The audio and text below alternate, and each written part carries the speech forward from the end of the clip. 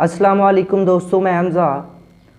दोस्तों, किसी एक राइटर ने लिखा था, एक जुमला है उसका, बहुत प्यारा जुमला है कि आदमी जो है, खामोश आदमी, उसका माइंड बोलता है, उसकी ज़ुबान नहीं बोलती।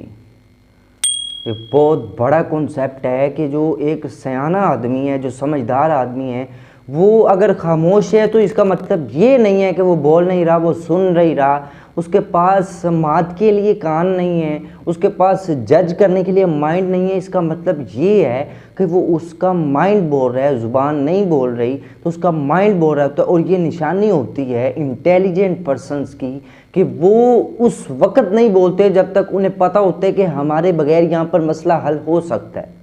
वो उस वक़्त तक नहीं बोलते जब तक उन्हें ये नहीं लगता कि अब जो मसला खड़ा हो चुका है वो हमारी दी हुई दलील के बगैर हल नहीं हो सकता। अगर वो देखते हैं हल हो जाता है, पंचायत बैठी हुई है, अगर तो लोग अपने अपने ओपिनियन दे रहे हैं, मसला हल हो सकता है, तो फिर वो माइंड को चला रहा होता है अंदर के कि इस बंदे ने जो ये मशवरा दिया ये ठीक है, इस बंदे का जो ओपिनियन था इसमें ज़रा सी ये ख़राबी है। फिर वो जब देख रहा होता है कि मेरे बोले बगैर जो है वो मसला हल हो सकता है, फिर वो नहीं बोलता।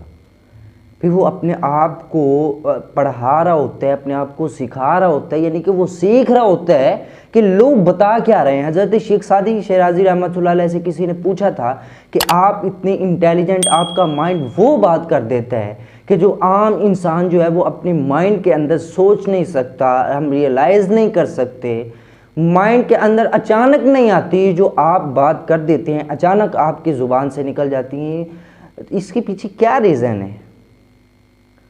What is reason behind this? तो उन्होंने कहा था कि याद रखिएगा, एक फ़लसफ़ा, एक फ़िलॉसफ़ी है कि जिस जगह पर आप देख रहे हैं कि बहस हो रही है किसी मौजू पर और आप देख रहे हैं कि आपके बोले बगैर मसला हल हो जा रहा है, हल हो सकता है, तो आप खामोशी से सुने और देखें मसला कैसे हल हो रहा है, कौन सी एडवाइस पर कौन सा मसला हल हुआ है, आप सीखते। इसीलिए मैं सीखता रहा हूँ। जहाँ पर मुझे पता था कि मेरे बोलने की ज़रूरत नहीं है, वहाँ मैंने सिर्फ़ और सिर्फ सीखा है।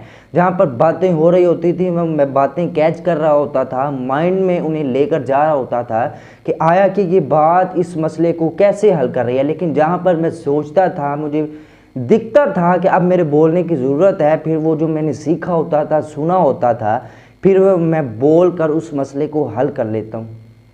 यानी कि ये आदमी के माइंड की पावर जो होती है, सोचने की, क्रिएटिविटी की पावर को उसे बढ़ाने के लिए आपके पास ये चीज़ होनी चाहिए कि आप सीख कितना रहे हैं। आप जितना सीख रहे हैं उतना ज़्यादा आप सिखा भी सकते हैं, क्योंकि आपके पास जो जितना ज़्यादा होगा आप वही उतना ज़्यादा बांट सकते हैं, उतना ज़्यादा दे सकते हैं, फैला सकते हैं। लोगों के अंदर लोगों की ख्वाहिशात को जानकर, लोगों के जज्बात को मद्देनज़र रखते हुए आप उनके बारे में अपना ओपिनियन पेश कर सकते हैं कि आपने ये काम ऐसे करना है और आपने ये काम ऐसे करना है।